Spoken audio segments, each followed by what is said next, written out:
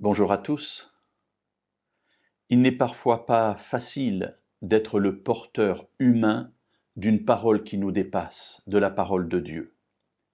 Et sans doute lorsque nous entendons la prédication de quelqu'un, quel qu'il soit, il ne nous est pas toujours facile non plus de discerner dans cette prédication la parole de Dieu plutôt que la parole de tel ou tel prédicateur. Il est intéressant de voir que du temps de Paul, il y avait exactement les mêmes interrogations. Et pour moi, en tout cas en tant que prédicateur, cela me rassure. Dans sa première lettre aux Thessaloniciens, au chapitre 2 et au verset 13, Paul tire même une grâce qu'il rend à Dieu de l'attitude de ces Thessaloniciens.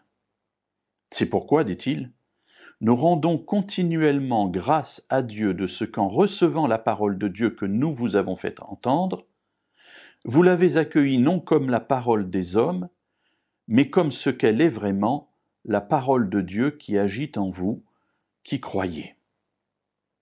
Donc Paul transmet la parole de Dieu, mais en même temps celui qui l'écoute entend une parole d'homme.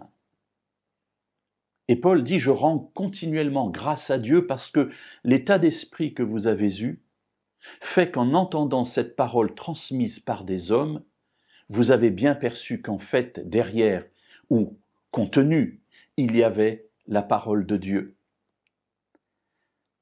Alors, mes amis, il en tire un sujet, non pas de gloire, mais de bonheur, de joie.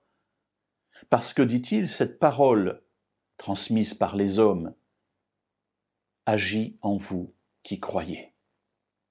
Cette action de la parole démontre par elle-même qu'elle n'est pas une parole humaine, mais pilotée par l'Esprit, rendue féconde par l'Esprit, elle porte du fruit et elle permet à celui qui l'entend de comprendre qu'il s'agit bien de la parole de Dieu.